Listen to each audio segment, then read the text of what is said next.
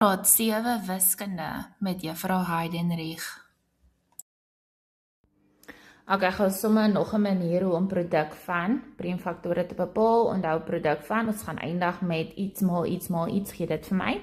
Ek mag net priemgetalle gebruik, onthou om daai te leer vir jou toets. En dan faktore, so ek gaan deel en deel en deel, totdat ek nie meer kan nie, sonder 'n res. Right, so kom ons vat 140, ek gaan weer eens met 2 kleure werk. So, ek begin altyd met 2. Is hy deelbaar deur 2 as hy 'n ewige getal is, dan is hy, en dan kan ek net gaan dink, wat is die helfte van 140? So, ek kan hom deur 2 deel, en wanneer ek hom deur 2 deel, gee hy vir my 70. Ok. Kom kring so lank, dit was die priemgetal wat ek gebruik het. Onthou, ek gaan die nou aanhou met hom, totdat ek by 1 kom. Ok, nou kan ek weer 2 gebruik. Hy is 'n ewige getal, jy kan 2 gebruik, jy kan 7 gebruik. Ons gaan op die ouende presies dieselfde getalle hê aan die onderkant. Kom ek werk sommer met 7.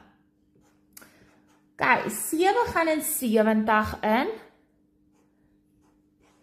10 keer. Ok, nou sit ek met 10. Ek kan nou deel met 'n 2, ek kan deel met 'n 5. Kom ons deel met 'n 2. Wat is die helfte van 10?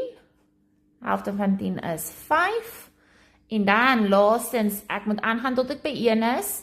So, ek gaan hom nou deel met 'n 5. 5 gaan in 5 in 1 keer. Daai beteken jy is klaar. So, waar is al my priemgetalle wat ek gebruik het? Hierso lê hulle. Hulle is omkring.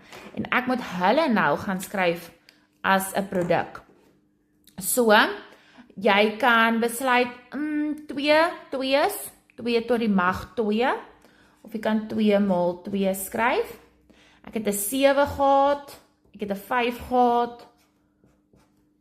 Die volgorde maak nie saak nie, want onthou, wanneer dit net vermenigvuldig word, maak my volgorde nie saakie. Want 2 maal 10 en 10 maal 2 gee albei vir my 20.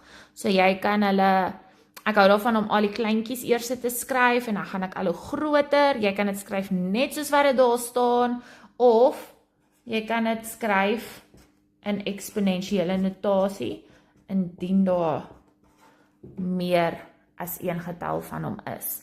As daar soos byvoorbeeld nou nog 'n 2 was, dan was dit 2 tot die mag 3.